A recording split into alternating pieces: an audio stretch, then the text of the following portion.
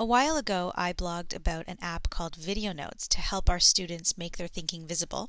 And at the end of the post, I promised to do a video tutorial, and this is that. I also recently just watched Kyle Pace's Google Education on Air on YouTube and how teachers can make it useful in the classroom. And he mentioned Videonotes, and it inspired me to get on this tutorial.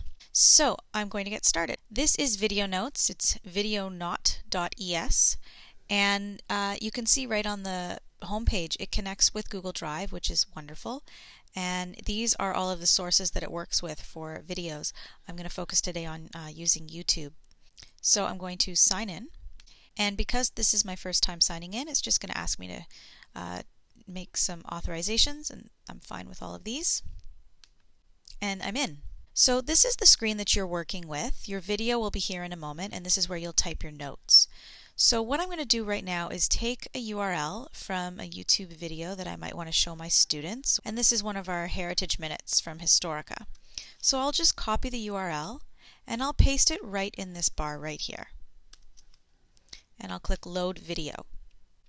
What's great about this app is that you can have your students watching a video as it plays right here. And while they're watching, they can take notes right on this little notepad. If they weren't doing this, they'd have to watch the video and then flip back into a Google Doc and back and forth. They could split their screen, but the nice feature of this is you can watch them side by side, and any notes that you take will be automatically uploaded into Google Drive. So let's say I'm playing the video, and as it's running, I hear something. I hear a word that I don't know. So I come over here and I type, "What is delegation?" And as I type that in, you'll see right here that says 0.04 seconds. That means, let's say I'm further along in the video, I go ahead and click on this point. It takes me right back to that moment when that was spoken. I'll do another sample. I come back over here and I type, I don't know that word. What is an objective? And again, it says the time that aired. So as I click on these notes, it jumps to that time right in the video. Now what I want to do is save this. I'm going to save my notes right here.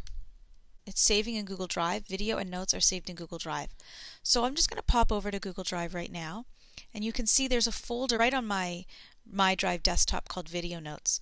So if I go into this folder, here is the untitled video note. Now why is it untitled? Because I forgot to give it a title. So I'm going to come back over here and I'm going to change the title to Confederation Heritage Minute. I'll save it right here, and I bet if I pop back into my Drive in a moment and maybe refresh this, there, it's taken on that title. So I can keep watching this video and typing in notes. The on-off button right here simply means whether or not these notes are synced with the video. So I want to keep those on. It will also export to Evernote if you're interested in that. What I love about Videonotes is the same thing that I love about Google Drive. It's the ability for students to work collaboratively. So I'm just going to go over to the Share button, and I'm going to share this with my other account, my GAPS account. Make sure it says Can Edit. And I can see right here I've shared it with myself, so I can go into my Shared with Me, and here it is, the Confederation Heritage Minute. I'll just add it to my Drive, and I will drop it into the Video Notes folder that I already have. And here it is, Confederation Heritage Minute. As I open it up, I'm now in this on two different accounts. Here I'm in my board account, and here I'm in my personal account.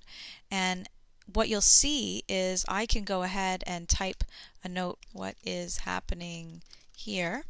The only drawback at this point, and I have sent some feedback in over here asking them to update this.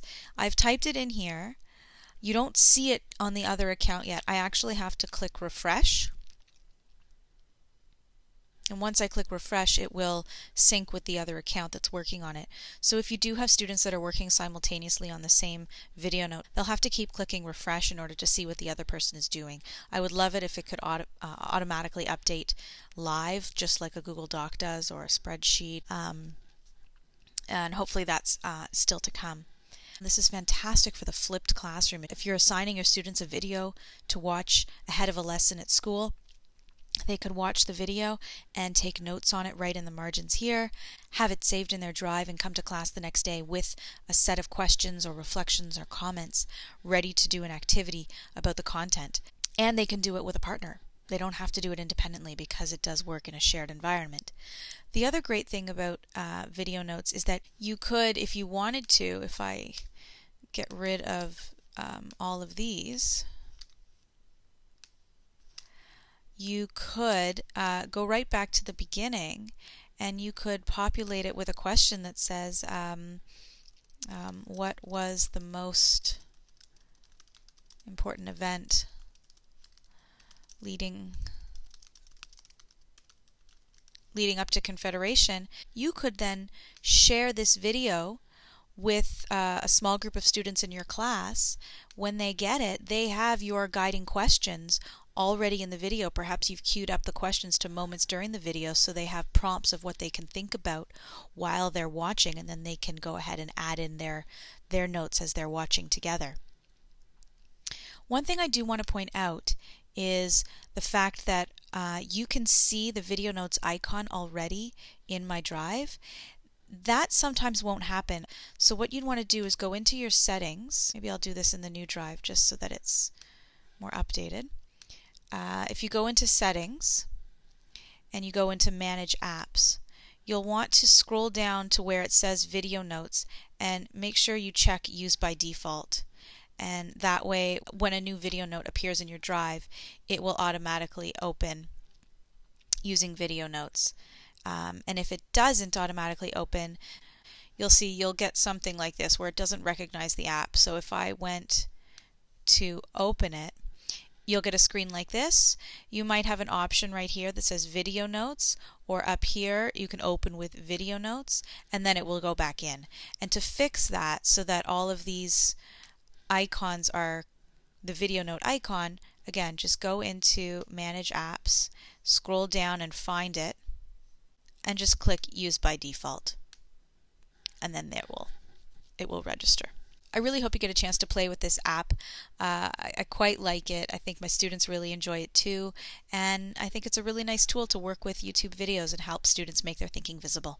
If you have any questions, please feel free to find me on Twitter @KimPolishuk or on Inquire Inspire. Thanks.